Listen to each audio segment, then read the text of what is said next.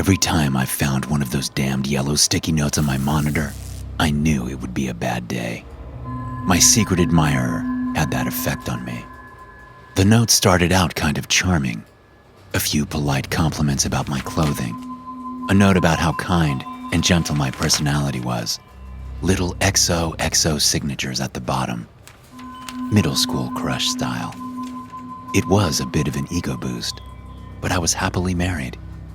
My wife Emily and I had a rough stretch a few years back after I had an affair, but we got things back on track.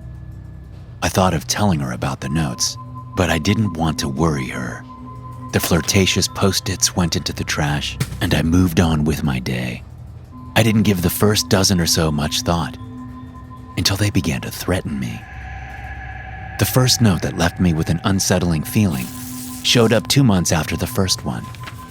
Gone were the free-flowing, delicate curves of the handwriting.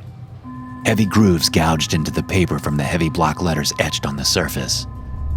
Why don't you answer me back? You could leave a note for me on your computer. It seems like you don't care. It's starting to make me angry. XOXO. At first, I laughed it off before wadding up the note and tossing it in the trash. The idea of leaving a note for my admirer was ridiculous. They had never even mentioned wanting me to leave a reply before. How the hell was I supposed to know my computer monitor was like their own personal mailbox? 2 days later, when I arrived to work, there were 2 notes attached to my monitor. The first one was the angry message from a few days before. It had been uncrumpled and smoothed out. Underneath sat another note on clean, uncrinkled yellow paper. You just wad up my messages and throw them in the trash? What the hell is wrong with you? You used to be something special to me, but now I see you're just like every other guy I've met. I was wrong about you. You're a piece of garbage. XOXO. I felt a mixture of anger and relief at the note. Whoever this woman was, she didn't know me well enough to make judgment calls like that about me. At the same time, it seemed like this could be the end of the whole strange ordeal. That time, I put the notes in my pocket and tossed them into a trash can in the parking garage on my way home. Whoever was leaving them, they were checking the trash in my office. With any luck, they would move on and get over their fixation. No such luck. Only a few days later, there was another sticky note on my monitor. This time it was neon green. Had they written me so many damn notes that their yellow pad had run out? My throat tightened as I pulled it from the screen and read, We all have our shortcomings, but I'm willing to forgive you. Please stop throwing away my notes. These little moments mean so much to me, and it hurts to know you don't feel the same. That's okay, though. Your feelings for me will change with time. If they don't, I may have to hurt someone. XOXO. I immediately took the note to the HR office. One of the reps read it, her eyebrows raised and her head held back in surprise. She placed it down on her desk and pulled off her reading glasses. How long has this been going on, Paul? She asked me in a concerned tone. I'm not sure exactly, I said, scratching my head. They've left a dozen notes. 2 dozen, maybe. Do we have security cameras on the floor? No, she said, shaking her head. No cameras, I'm afraid. Too expensive. Same reason they laid off the security officer in the building. Post-COVID America isn't exactly thriving. She gave me a look of sympathy and told me to tell her if any more notes showed up on my computer. I nodded and told her I would. We both silently acknowledged that this was the first of many conversations on the matter. Over the next few weeks, I made multiple trips to the HR office to report the notes. They rambled endlessly about how heartless I was, how angry I'd made them, and the violent things they would do to me if I didn't respond soon.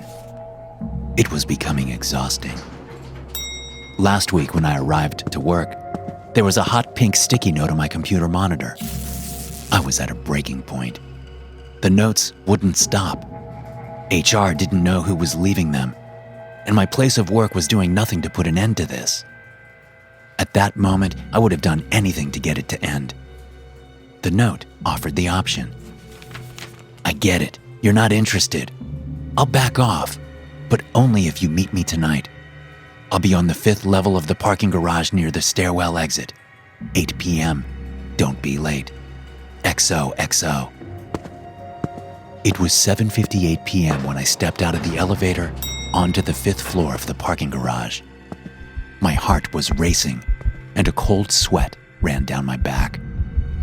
From in front of the elevator, I had a clear view of the stairwell door about 200 feet away. No one was there, so I made my way in that direction to see if I could find them. Suddenly, a red ember glowed brightly in the shadow cast by the door. Someone was smoking a cigarette in the darkness. The muscles in my body tightened as I willed myself forward. My admirer was there, standing in the dark. "Hello?" I called out. A cloud of smoke billowed from the shadow. "It's Paul. You wanted to meet me?" A woman stepped out of the shadow and dropped the cigarette to the ground, grinding it with her foot. She held a gun in her left hand. It was my wife, Emily. "Emily?" I questioned. "What the hell are you doing?" "I left the notes as a test. A few days a month I stop in your office on my way to work and leave notes. The cleaning crew thinks I work there, I guess," she said, her face streaming with tears. "I thought after all the trouble we had from the affair, you would tell me if someone was trying to steal you away from me again." You left the notes?" I stammered. "What the hell is wrong with you?"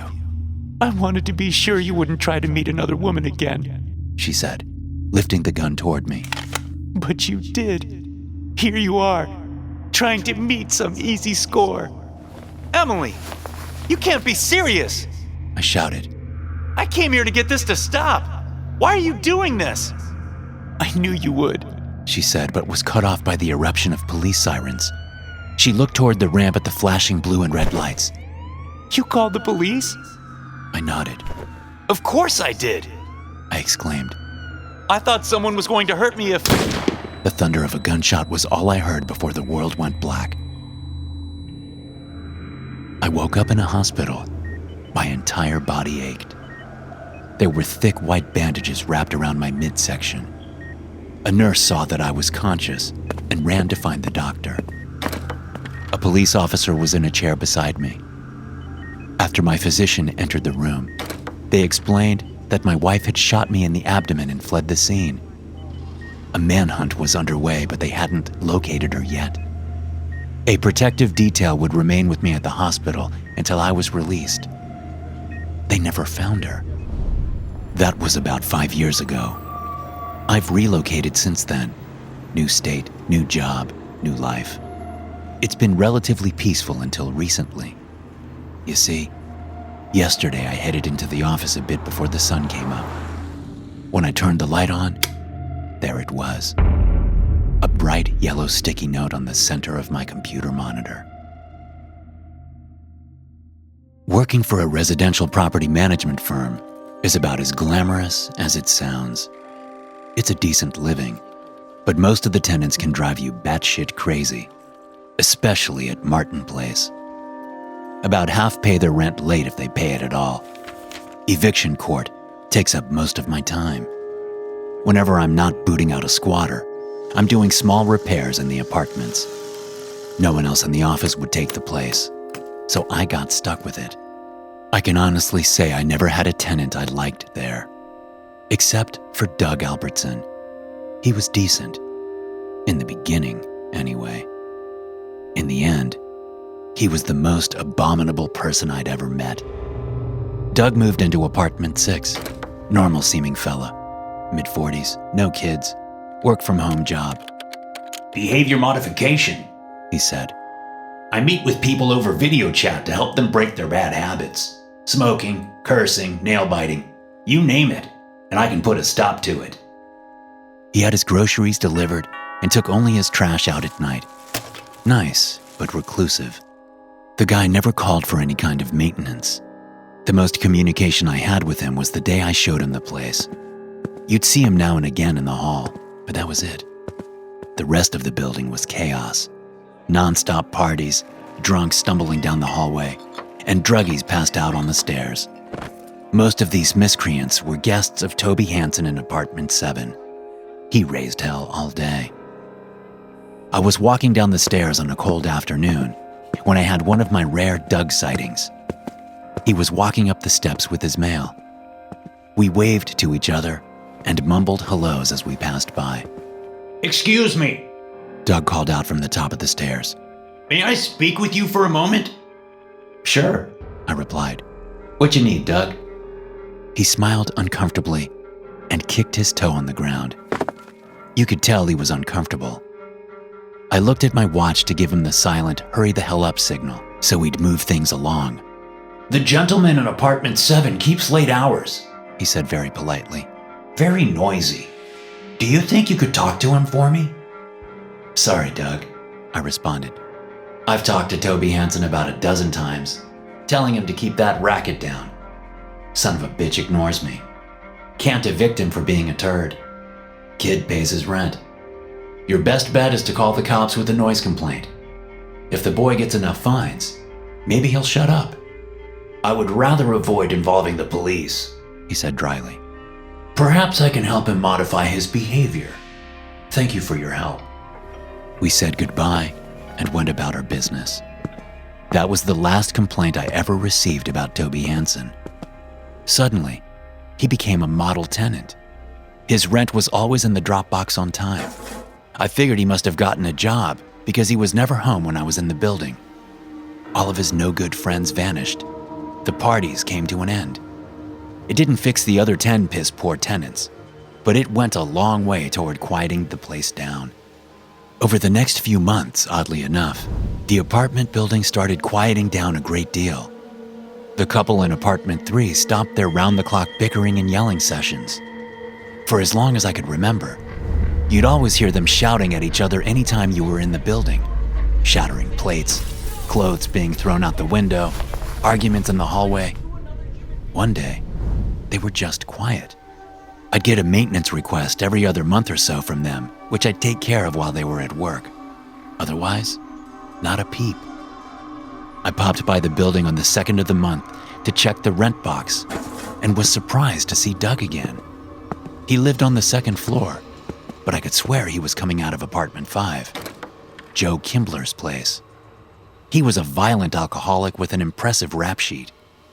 Didn't seem like Doug's kind of company. But who's to judge? "Morning, Doug," I shouted and tossed my hand in the air in his direction.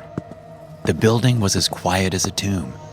A welcome, if not unusual change. "This may be the most peaceful I've ever heard this place." Doug smiled and waved in return. "It's all about behavior modification, sir," He replied as he started up the steps.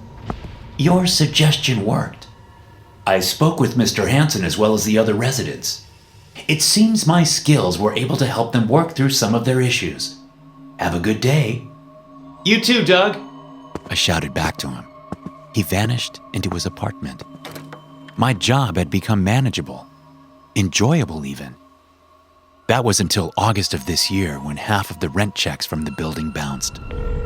I called the tenants multiple times, but not a single one of them answered. Probably left 36 voicemails. Hell, 100 text messages. Emails, not that anyone checks the damn things anymore. No answer. I was shocked to see Doug's name on the list of bounced checks. After a few days and no returned calls, I headed over to the building and started knocking on doors. No one on the 1st floor answered.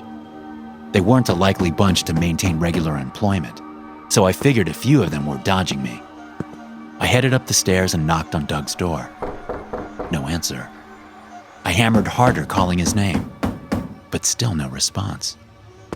Just as I was turning to walk down the stairs into the car, I heard a muffled noise inside. I called his name a few times, but no answer. Just those muffled cries. Reaching into my pocket, I pulled out my key ring and slid the master key into the lock. As I pushed the door inward, an overwhelming smell washed over me. Ammonia and rotting food, maybe. Smelled like a damn kennel. Doug? I shouted. You here? You okay? No answer other than a muffled voice coming from his bedroom. Concerned he may be hurt, I headed for the door and opened it. The stench intensified so badly that my eyes began to water. Suddenly, the room was filled with a chorus of muffled moans and sobs. Along the walls of the bedroom were dog cages. Inside each one was one of the building tenants. Their ankles and wrists were tethered together, dirty rags in their mouths, and shock collars around their necks. On a table in the center of the room sat a single sheet of paper. I picked it up and read the brief script. I apologize for the bad check, sir. Some things cannot be avoided. I won't be returning. But as a thank you for the wonderful accommodations, I have completed my behavior modification sessions with your tenants. They shall trouble you no longer. Yours respectfully, Doug Albertson. The following is a recording transcript for police use only. Any unauthorized distribution of this material could result in punitive action. Is the recorder on? I don't see the red light. Wait. Okay, I see it now. Sorry, I'm just a little nervous. Look, Bob always seemed like a decent enough guy. He was a little quiet, sure, but very friendly. Working as an accountant at an insurance company isn't the most exciting job in the world, and doesn't tend to attract the most exciting people either. We didn't know him well enough, even though he'd been there about a decade. His office was pretty sterile. No picture of a wife or a husband, for that matter. No pictures of children. He never shared personal details about his life. Everyone in the office would invite him to birthday parties or potlucks at lunch, but he just stayed in his office. Ate at his desk every day as far back as I can remember. A bologna sandwich, a bottle of water, and half of a banana. Never deviated from his routine. Seemed like a good enough guy, though. Mr. Applegate, our manager, he was less pleasant. He was a micromanager if I ever met one. No detail of a project was too small for him to scrutinize. The guy would rip you to shreds in a meeting for the smallest error. Everyone walked on eggshells around him. I don't think anyone deserved what happened to him, though. During an afternoon meeting, Mr. Applegate was lecturing the staff about the importance of double-checking all financial documents for final submission. Our error percentage on financial reports last month had increased from 1% to 1.5%. In our favor, mind you. But that was beside the point to Mr. Applegate. And who do we have to thank for making us look like a cluster of morons to the head office? Mr. Applegate asked us dramatically. Bob Brooks, accountant extraordinaire. Stand up, Bob, so we can give you a round of applause for sending out the wrong numbers. Bob stood hesitantly as Mr. Applegate clapped loudly. No one else joined him. We just felt bad for Bob. We'd all taken our share of insults over the years, but we'd never seen Mr. Applegate go after Bob. Sometime in March, Mr. Applegate stopped showing up to work. It was out of the blue. He had worked there for over 20 years, and you could set your watch by the time he walked in the door each day. Things went on as usual for a few days, but it became clear he wasn't coming back. He ignored every phone call or email sent his way. A rep from corporate stopped by at the end of the week and called Bob into the conference room. The rep had decided Bob would be our interim manager until the position was filled. Most of us were indifferent. He wasn't anyone's friend, but no one disliked him. To our surprise, Bob was a fantastic manager. The office ran more smoothly than ever. Productivity was up. We weren't being micromanaged. Bob stayed in his office most of the day, unless he needed something specific, which wasn't often. He took care of the corporate side of things, and we took care of the day-to-day operations. It was nice, really. At the end of the last quarter, Bob surprised us with a big announcement. According to the main office, he said quietly. Our numbers are the highest in the state. You have all done excellent work. As a reward, we will have a barbecue in the empty field beside the parking lot. I will put a sign-up sheet on the break room door for sides and drinks, but I'll bring the main course. With that, he headed back to his office. The day of the cookout arrived and we all met in the field at the end of the day. A few of those folding tables sat on the edge of the parking lot by the field covered with food. You know, casseroles and dips, things like that. There was Bob, standing behind the grill cooking steaks and smiling happily to himself. We all ate until we thought we'd be sick. I'll be damned if that wasn't how it turned out. Anyway, the part you wanted to know. We had just finished packing up from the barbecue. Bob sat in front of me at the exit onto the main road. I guess he didn't see the car coming when he pulled out, and the red Jeep clipped the back of his van, knocking open the back door and sending his white cooler crashing to the ground. That's when I saw it. Couldn't tell exactly what it was at first. There were some leftover steaks from the cookout scattered on the road. I thought there were steaks anyway. Shit, I feel sick thinking about it. That's when I saw the hand sticking out of the cooler. Before I could register what I was looking at, Bob peeled away in his damaged van, leaving the cooler behind. I don't know why the hell I got out and looked, but I did. Already told your officers my fingerprints would be on the lid of the cooler. I lifted up the lid, and that's when the arm rolled out. Inside were the rest of the pieces of Mr. Applegate, the parts we didn't eat at the cookout. I don't know why he did it. Have you found him yet? Thanks for listening. If you enjoy these stories, be sure to subscribe to the podcast and check out some more of my episodes here.